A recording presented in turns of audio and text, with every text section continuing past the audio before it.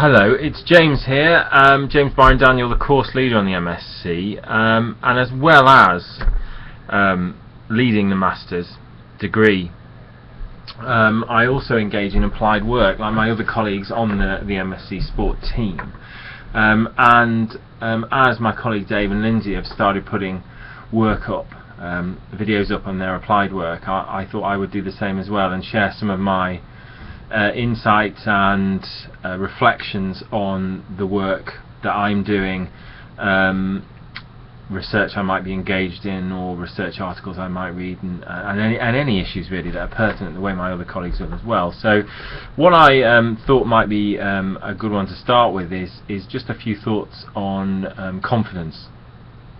This particularly comes from some work I'm doing at the moment in a sort of team setting sport for junior athletes, and one of the key things that came up for them in a session to start off a series of sports psych support sessions was what do they find the most mentally challenging thing about being an athlete, a high level junior athlete, and one of the key things that came out from that was confidence, and there was a high degree of agreement amongst the athletes that confidence, and particularly dealing with situations of high pressure, so events that the outcome of which mattered a lot to them, was important. So I went away from that and used that as my brief essentially about, right, okay, how can I, as an applied sports psychologist attached to this particular club, help them develop confidence, or increase confidence, or teach them ways to increase their confidence. So as I'm finding in applied sport work, there's a numerous sources out there, but the interpretation of them and what you actually pragmatically do is very much based on your own belief, experience, and practice, philosophy essentially. And for me, it seemed that confidence is first of all a key issue, comes up all the time, both in research contexts and also within applied contexts. So it's a big issue, but it's a term that encompasses many different things, and particularly the way we as sports psychs conceptualize confidence. There are numerous ways in which we could potentially influence confidence. I mean, one of the key things that I thought that came across to me in what I was reading was this phrase, confidence is a choice. And I've used that quite a lot and reiterated that in the work and it's ongoing work I've done with the team, to try and emphasize that they have power over confidence, and that ultimately it's actually what they think, their internal resources, that influence the levels of confidence they have the most.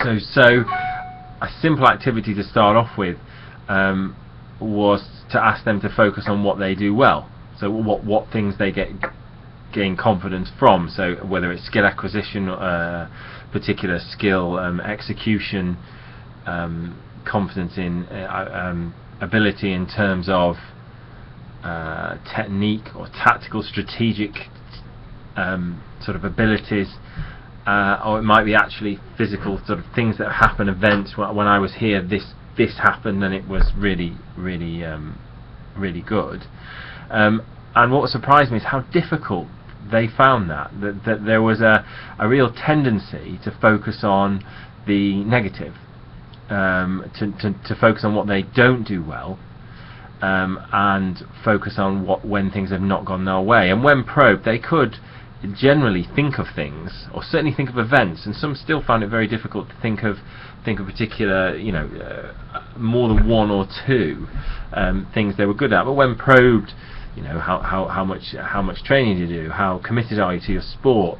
Do you listen to coaches? Do you give feedback? All the numerous things you can get, and they say, oh, actually, yeah, I am quite good at that, or yeah, no, I'm not too bad. I do put a lot of effort in, even when it's not going well. But there's this propensity to focus on the negative. I think that's a huge part of the human condition, perhaps, but maybe it's accentuated a little bit in situations of high pressure and situations for individuals who have very high goals themselves in terms of achieving certain outcomes, achieving certain sort of processes, and executing skills of a high level.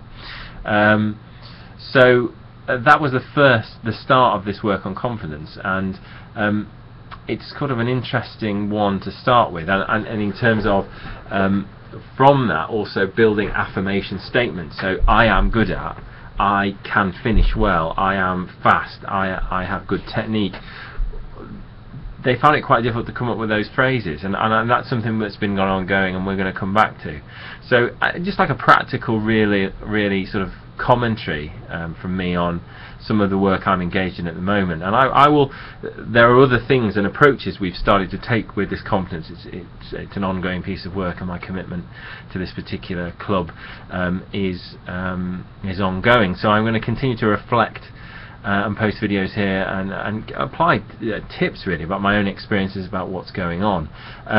Just as a reader at the moment, I've been vague about what team I'm working for and what sport it is, because I think ethically it would be inappropriate for me to give any more details than that, but I think the general expression and general thoughts associated with that is okay.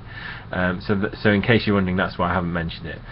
Anyway, so that's my first sort of thought, confidence, and particularly looking at focus, negative and positive focus, and affirmation, and I'll post some more videos about confidence, some of the other things or techniques I'm trying to utilise with this team in order to build confidence within them.